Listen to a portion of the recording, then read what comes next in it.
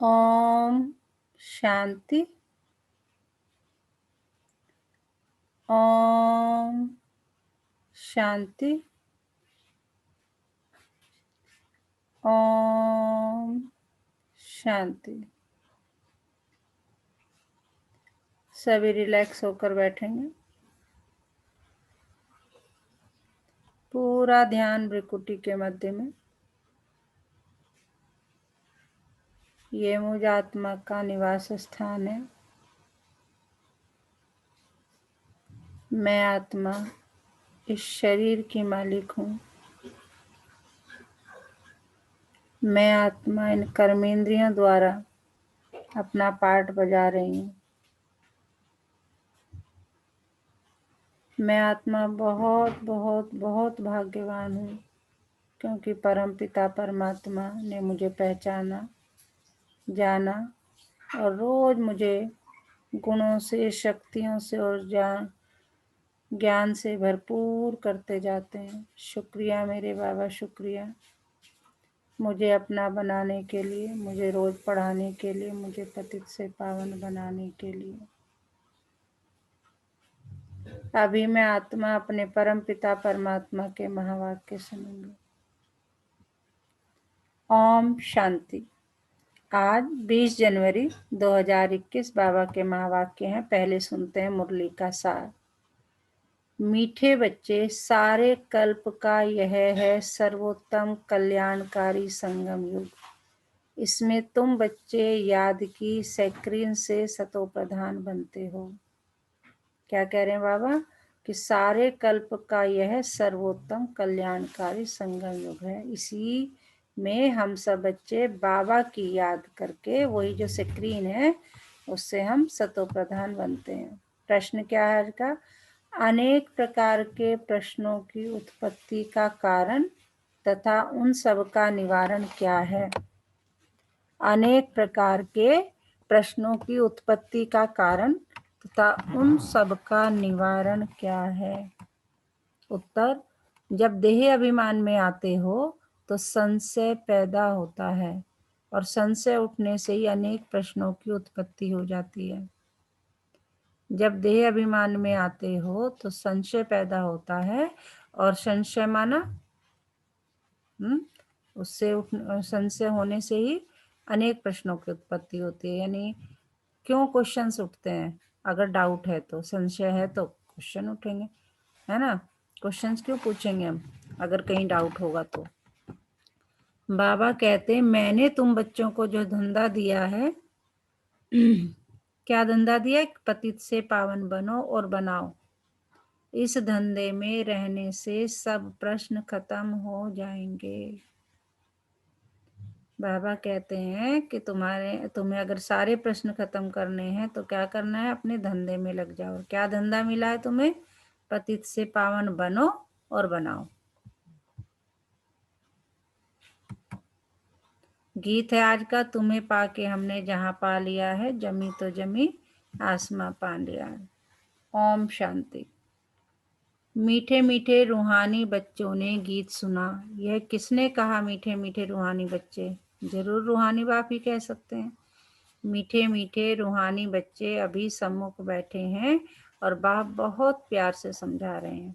अब तुम जानते हो, सिवाय रूहानी बाप के सर्व को सुख शांति देने व सर्व को इस दुख से लिबरेट करने वाला दुनिया भर में और कोई मनुष्य हो नहीं सकता।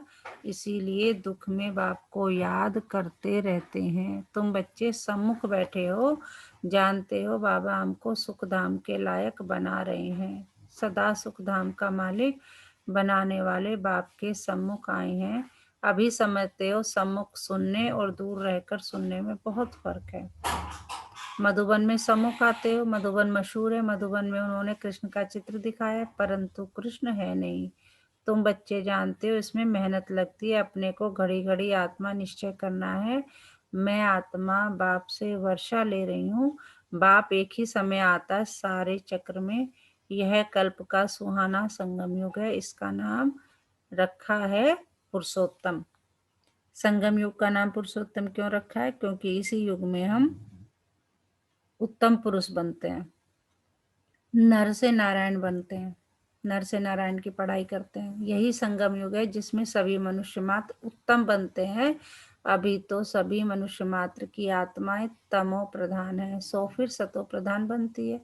सतो प्रधान है तो उत्तम है, तमो प्रधान होने से मनुष्य भी कनिष्ठ बनते हैं। तो अब बाप आत्माओं को सम्मुख बैठ समझाते हैं, सारा पाठ आत्मा ही बजाती है, न कि शरीर। तुम्हारी बुद्धि में आ गया कि हम आत्मा असल में निराकारी दुनिया व शांति धाम में रहने वाले हैं। यह किसको भी पता नहीं है, न खुद समझा सकते हो। तुम्हारी बुद्धि का अब ताला खुला है। तुम समझते हो बराबर आत्मा ही परम धाम में रहती है, वह है इनकॉर्पोरियल वर्ड, यह है कॉर्पोरियल वर्ड। यहाँ हम सब आत्माएं एक्टर्स पार्टधारी हैं। पहले पहले हम पार्ट बजाने आते हैं, फिर नंबर वार आते जाते हैं। सभी एक्टर्स इकट्ठे नहीं आ जाते, भिन्न भिन्न प्रकार के एक्टर्स आते जाते हैं। सब इकट्ठे तब होते जब नाटक पूरा होता है। अभी तुमको पहचान मिली है, हम आत्मा असल शांति धाम की रहवासी है। यहाँ आते हैं पार्ट बजाने। बाप सारा समय पार्ट बजाने नहीं आते हैं। कब आते हैं बाबा? अपना संगम युग पर, संगम युग पर आते अपना पार्ट बजाने। ड्रामा प्लान अनुसार हम ही पार्ट बजाते बजाते सतो प्रधान से तमो प्रधान बन जाते हैं। अभी तुम बच्चों को सम्मुख सुनने से बड़ा मजा आता है। इतना मजा मुरली पढ़ने से नहीं आता। यहाँ सम्मुख हो ना। बाबा कह रहे जब सामने बैठते हो, आमने सामने कन्वर्सेशन होता है, डिस्कशंस होता है, तो उसमें जो है सम्मुख का मतलब आमने सामने बैठना, कि उसमें जो मजा आता है वो मुरली पढ़ने में नहीं आता। यहाँ सम्मुख हो ना। बाबा मधुबन की बात कर रहे हैं। तुम बच्चे समझते हो भारत गॉड गॉडेज का स्थान था, अभी नहीं है। चित्र देखते हो, था जरूर। चित्र इतने देवी देवताओं के बाबा कह रहे चित्र इतने सारे लगे हुए हैं, देखते हो तो इसका मतलब था जरूर।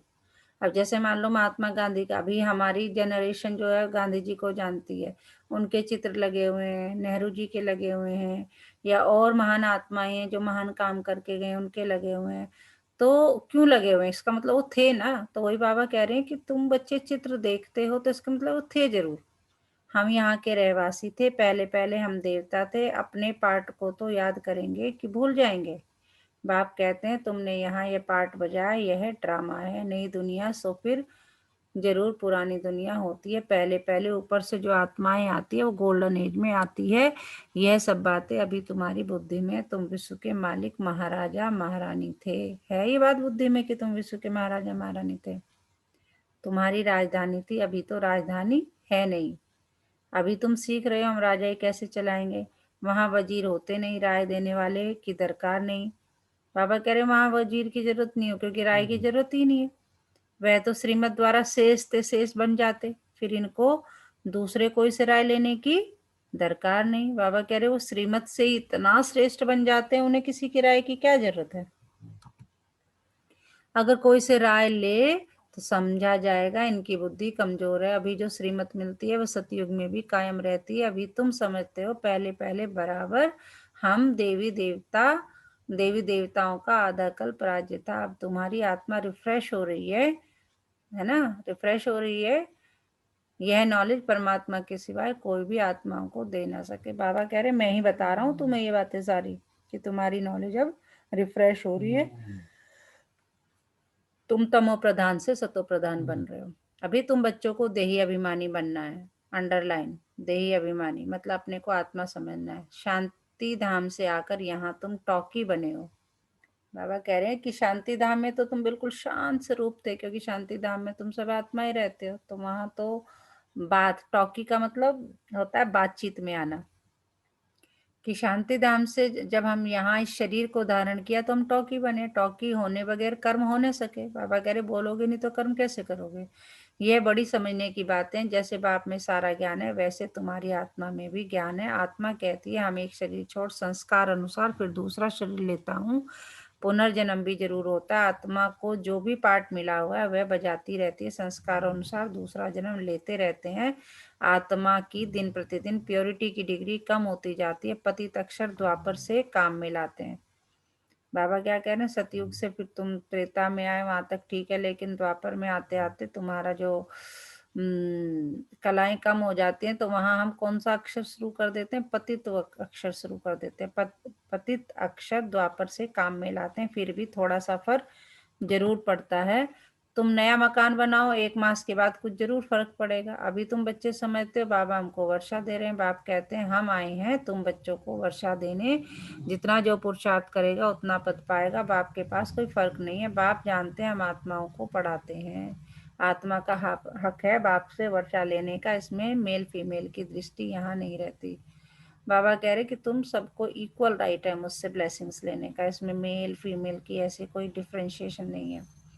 तुम सब बच्चे हो, बाप से वर्षा ले रहे हो। अभी आत्माएं ब्रदर्स हैं जिनको बाप पढ़ाते हैं, वर्षा देते हैं। बाप ही रूहानी बच्चों से बात करते हैं, हे लाडले मीठे सिकिलदे बच्चों, तुम बहुत समय पाठ बजाते बजाते अब फिर आकर मिले हो अपना वर्षा लेने, यह भी ड्रामा में नूंद है। शुरू से लेकर पार्ट नूंदा हुआ है, तुम एक्टर्स पार्ट बजाते एक्ट करते रहते हो। आत्मा अविनाशी है, इसमें अविनाशी पार्ट नूंदा हुआ है, शरीर तो बदलता रहता, बाकी आत्मा सिर्फ पवित्र से अपवित्र बनती है, पतित बनती है। सतयुग में है पावन, इसको कहा जाता है पतित दुनिया। जब देवताओं का राज्य था तो वाइसलेस वर्ड थी, अभी नहीं है, यह खेल है ना। नई दुनिया से पुरानी दुनिया, पुरानी दुनिया फिर नई दुनिया। बाबा कह रहे पूरा चक्र चलता रहता है, जैसे दिन फिर रात, फिर रात फिर दिन, ऐसे सर्दी गर्मी बरसात, फिर सर्दी गर्मी बरसात। तो बाबा कह रहे हैं नई दुनिया से पुरानी दुनिया, पुरानी दुनिया फिर नई दुनिया। अभी सुखधाम स्थापन होता है, बाकी सब आत्माएं मुक्ति धाम में रहेंगी। अभी बाबा कह रहे हैं कि मुक्ति धाम में सारी आत्मा रहेंगी, फिर जो अपने पार्ट के अनुसार जिसका पार्ट होगा वो एक एक करके आती जाएगी। अभी यह बेहद का नाटक आकर पूरा हुआ है, सब आत्माएं मच्छरों में मिसल जाएंगी। इस समय कोई भी आत्मा आए तो पतित दुनिया में उनकी क्या वैल्यू होगी, वैल्यू उनकी है जो पहले पहले नई दुनिया में आते हैं। तुम जानते हो जो नई दुनिया थी वह फिर पुरानी बनी है। नई दुनिया में हम देवी देवता थे, वहां दुख का नाम नहीं था, यहाँ तो अथाह दुख है। बाप आकर दुख की दुनिया से लिबरेट करते हैं। ये पुरानी दुनिया बदलती जरूर है, तुम समझते हो बराबर हम सतयुग के मालिक थे, फिर 84 जन्मों के बाद ऐसे बने। बाबा कह रहे तुम्हारी समझ में आता है कि हम पहले क्या थे, नई दुनिया के मालिक थे, 84 जन्म लेते लेते फिर अब पुरानी दुनिया में आ गए हैं। अब फिर बाप कहते हैं मुझे याद करो तो तुम स्वर्ग के मालिक बनेंगे। तो हम क्यों ना अपने को आत्मा निश्चय करें और बाप को याद करें, कुछ तो मेहनत करनी होगी ना। राजा ही पाना कोई सहज थोड़ी है, बाप को याद करना। बाबा कह रहे मेहनत तो करनी पड़ेगी, राजा पद पाना कोई इतना आसान काम थोड़ी है, मेहनत तो करनी पड़ेगी। और क्या मेहनत है, बाप को याद करना है। यह माया का वंडर है जो घड़ी घड़ी तुमको भुला देती है, उसके लिए उपाय रचना चाहिए। ऐसे नहीं मेरा बनने से याद जम जाएगी, बाकी पुरुषार्थ क्या करेंगे, नहीं, जब तक जीना है पुरुषार्थ करना है, ज्ञान अमृत पीते रहना। यह भी समझते हो हमारा यह अंतिम जन्म है, इस शरीर का भान छोड़ देही अभिमानी बनना है, गृहस्थ व्यवहार में भी रहना है, पुरुषार्थ जरूर करना है। सिर्फ अपने को आत्मा निश्चय कर बाप को याद करो। त्वमेव माता च पिता, बाबा कहते हैं ना, तुम लोग ही गाते आए हो, त्वमेव माता च पिता त्वमेव त्वमेव, यह सब है भक्ति मार्ग की महिमा। तुमको सिर्फ एक अल्प को याद करना, एक ही मीठी सैक्रीन है और सब बातें छोड़ एक सैक्रीन यानी बाप को याद करो। अभी तुम्हारी आत्मा सतो प्रधान बनी है, उनको सतो प्रधान बनाने के लिए याद की यात्रा में रहो। सबको यही बताओ क्या कि बाप से सुख का वर्षा लो, सुख होता ही है सतयुग में, सुख धाम स्थापन करने वाला बाबा है। बाप को याद करना है बहुत सहज। बाबा कह रहे मुझे तो याद करना बहुत सहज है, क्या करना, अपने को आत्मा समझो और मुझे याद करो। परंतु माया का पोजीशन बहुत है, इसलिए कोशिश कर मुझ बाप को याद करो तो खाद निकल जाएगी। सेकंड में जीवन मुक्ति गाया जाता है। हम आत्मा रूहानी बाप के बच्चे हैं, वहां के रहने वाले हैं, फिर हमको अपना पार्ट रिपीट करना है। इस ड्रामा के अंदर सबसे जास्ती हमारा पार्ट है, क्योंकि हमको 84 जन्म लेते हैं। सुख भी सबसे जास्ती हमको मिलेगा। बाप कहते हैं तुम्हारा देवी देवता धर्म बहुत सुख देने वाला है और बाकी सब शांति धाम में ऑटोमेटिकली चले जाएंगे, हिसाब किताब चुकतू कर। जास्ती विस्तार में हम क्यों जाएं, बाबा कह रहे उससे ज्यादा जो है विस्तार में जाने की जरूरत नहीं है। बाप आते ही हैं सबको वापस ले जाने, मच्छरों श्रद्धि से सबको ले जाते हैं। बाबा कह रहे बाद में ऐसा दृश्य आएगा जैसे मच्छर नहीं मरते, आंधी आई और वो मर जाते हैं, ऐसे ही तुम लोग भी। सतयुग में बहुत थोड़े होते हैं, ये सारा ड्रामा में नूंद है। शरीर खत्म हो जाएंगे, आत्मा जो अविनाशी है वह हिसाब किताब चुकतू कर चली जाएगी। ऐसे नहीं आत्मा आग में पड़ने से पवित्र होगी, आत्मा को याद रूपी योग अग्नि से ही पवित्र होना है। मतलब वहां कोई ऐसी आग नहीं है लोग जैसे हम जलाते हैं, वो नहीं। कौन सी आग है? योग अग्नि। आत्मा को याद रूपी योग अग्नि से ही पवित्र होना है। योग की अग्नि है यह। उन्होंने फिर नाटक बैठ बनाए हैं। सीता आग से पार हुई, आग से कोई थोड़ी पार होना है। बाप समझाते हैं तुम सब सीता इस समय पतित हो, रावण के राज्य में हो। अब एक बाप की याद से तुमको पावन बनना है। राम एक ही है। कौन है? शिव बाबा। अग्नि अक्षर सुनने से समझते हैं आग से पार हुई। कहाँ योग अग्नि, कहाँ वह आत्मा? परमपिता परमात्मा से योग रखने से ही पतित से पावन होगी। रात दिन का फर्क है।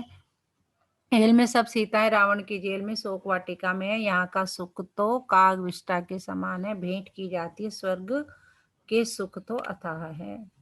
तुम आत्माओं की अभी शिव साजन के साथ सगाई हुई है, तो आत्मा फीमेल हुई ना। शिव बाबा कहते हैं सिर्फ मुझे याद करो तो तुम पावन बन जाएंगे। शांति धाम जाए फिर सुख धाम में आ जाएंगे। तो बच्चों को ज्ञान रत्नों से झोली भरनी चाहिए। कोई भी प्रकार का संशय नहीं ले आना चाहिए। देह अभिमान में आने से अनेक प्रकार के प्रश्न उठते हैं। फिर बाप जो धंधा देते हैं वह करते नहीं है। मूल बात है हमको पतित से पावन बनना है। दूसरी बातें छोड़ देनी चाहिए। राजधानी की जैसे रस्म रिवाज होगी वह चलेगी। जैसे महल बनाए होंगे वैसे बनाएंगे। मूल बात है पवित्र बनने की। बुलाते भी हैं पतित पावन। पावन बनने से सुखी बन जाएंगे। सबसे पावन है देवी देवताएं। अभी तुम 21 जन्म के लिए सर्वोत्तम पावन बनते हैं, उसको कहा जाता है संपूर्ण निर्विकारी पावन। तो बाप जो श्रीमत देते हैं उस पर चलना चाहिए। कोई भी संकल्प उठाने की दरकार नहीं। बाबा कह रहे कोई भी मन में उल्टा सीधा कोई भी थोट लाने की जरूरत नहीं है। पहले हम पतित से पावन तो बने। पुकारते भी हैं ये पतित पावन, परंतु समझते कुछ भी नहीं। यह भी नहीं जानते पतित पावन कौन है। यह है पतित दुनिया, वह है पावन दुनिया। मुख्य बात है ही पावन बनने की। पावन कौन बनाएंगे यह कुछ भी पता नहीं। पतित पावन कह बुलाते हैं, परंतु बोलो तुम पतित हो तो बिगड़ पड़ेंगे। अपने को विकारी कोई भी समझते नहीं। बाबा कह रहे अगर तुम किसी को कह दो कि तुम पतित हो, तो मतलब कोई हम ही कह दे तो हम ही गुस्सा आएगा कि ऐसे कैसे। तो बाबा कह रहे कि कोई भी अपने आप को पतित मानने को तैयार ही नहीं है। अपने को विकारी कोई समझते नहीं। कहते हैं गृहस्थी में तो सब थे, राधे कृष्ण लक्ष्मी नारायण को भी बच्चे थे ना।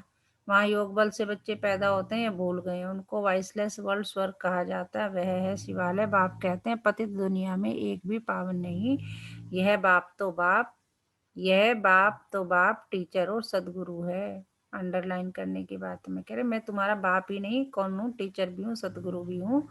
क्योंकि क्यों हूँ मैं? टीचर और सदगुरु है जो सबको सदगति देते हैं। वह तो एक गुरु चला गया तो फिर बच्चे की को गद्दी देंगे।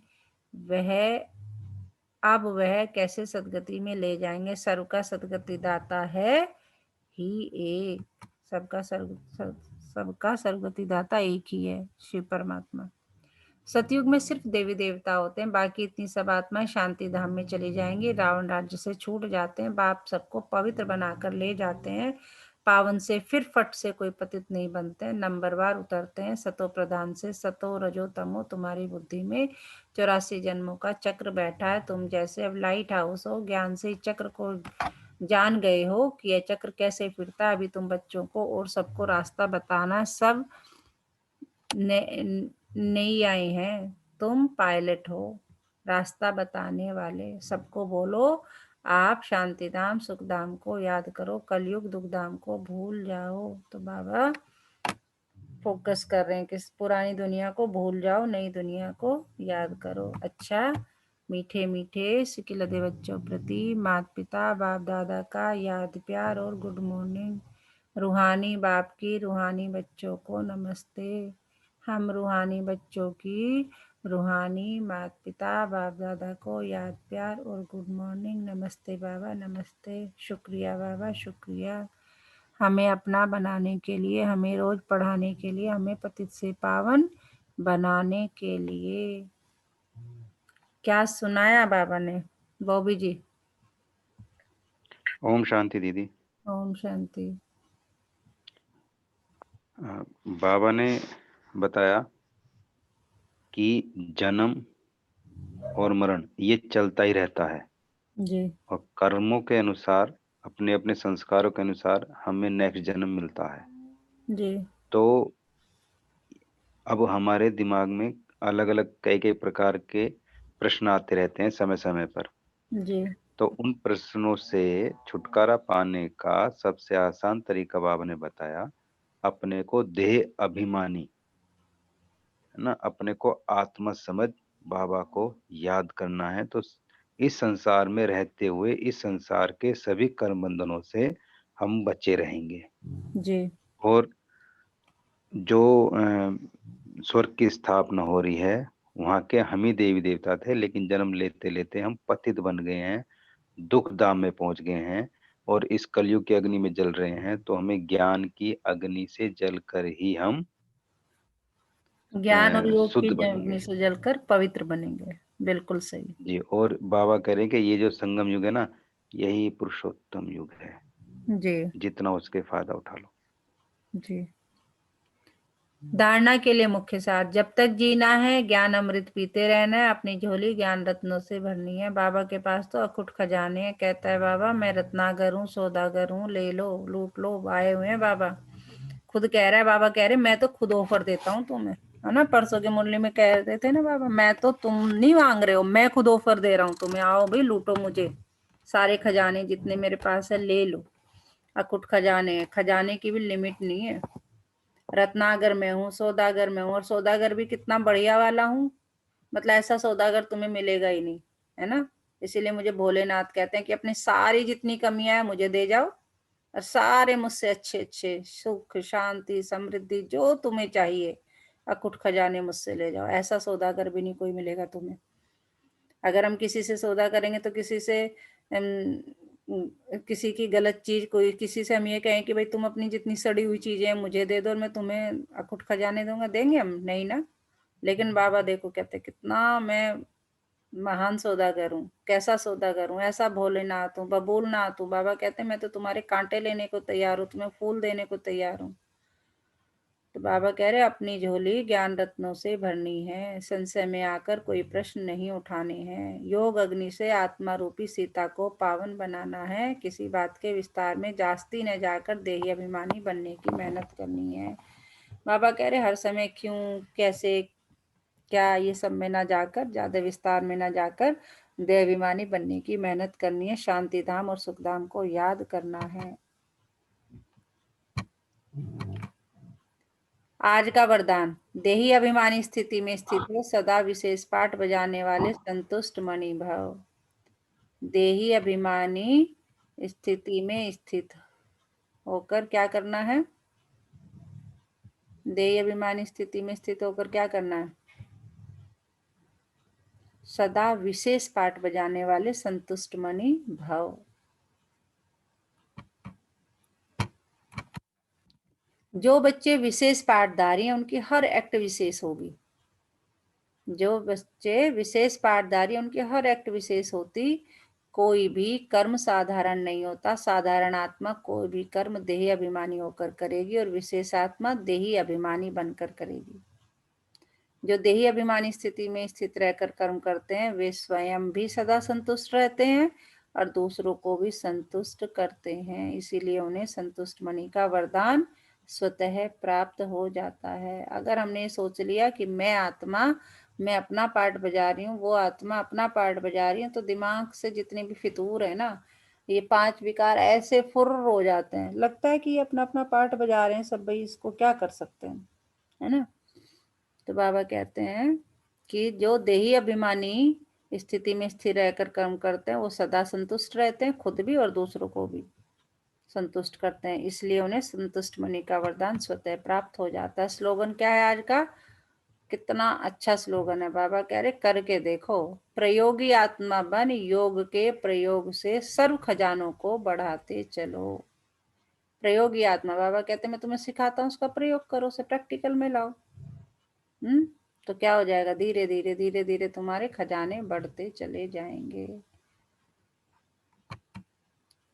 आज का मीठा मोती, जो अपने मन से शुभ भावनाओं का दान करते रहते हैं वो हर प्रकार की मानसिक बीमारी से सदा मुक्त रहते हैं। देखो कितनी अच्छी बात है, ठीक है ना। मानसिक बीमारियां ही तो है, चिड़चिड़ापन, ईर्ष्या, द्वेष, ये सब क्या है, ये मानसिक बीमारियां हैं शरीर, और इसका जबरदस्त शरीर पर प्रभाव पड़ता है। तो बाबा कह रहे हैं अब जब हम कोई ईर्ष्या द्वेष ये सब रखेंगे ही नहीं तो क्या करेंगे, सबको शुभ भावना, भगवान इसका भी, बाबा इसका भी कल्याण हो, उसका भी कल्याण हो, तो ईर्ष्या द्वेष घृणा ये सब बातें आएंगी ही नहीं दिमाग में। नहीं आएंगे तो क्या होगा, नहीं आएंगे तो क्या होगा, आप मन से चित्त से शांत रहेंगे, शांत रहेंगे तो मानसिक बीमारियों से सदा मुक्त रहेंगे। तो जो अपने मन से शुभ भावनाओं का दान करते रहते हैं वो हर प्रकार की मानसिक बीमारी से सदा मुक्त रहते हैं। कोई दिख भी रहा है सामने, होता है, हम लोग कहते हैं ना, कहना बड़ा आसान है, करना बड़ा मुश्किल है। यस है मुश्किल, लेकिन धीरे धीरे धीरे धीरे अपने पे काम करेंगे तो यही आसान बन जाता है। मतलब हम देखते हैं कि ये ऐसे कर रहा है, ये ऐसे कर रहा है, फिर जब हमें तो ज्ञान मिल गया, हम बाबा से कहें अच्छा भाई ठीक है भाई, हमें तो ये आत्मा अपना काम कर रही है, नहीं करती तो अपना अपना अपना जो है कल्याण कर रही है ना, अपना कार्मिक अकाउंट खराब कर रही है, हमें क्यों पढ़ना। और हमें ज्यादा सोचना भी नहीं है, एक बार कभी वो तो, लेकिन शुरू शुरू की बातें अपने अपने को समझाने की, लेकिन नहीं कर रहे भाई ठीक है, वो अपना अपना कुछ कार्मिक अकाउंट खराब कर रही है, हमें क्या लेना देना।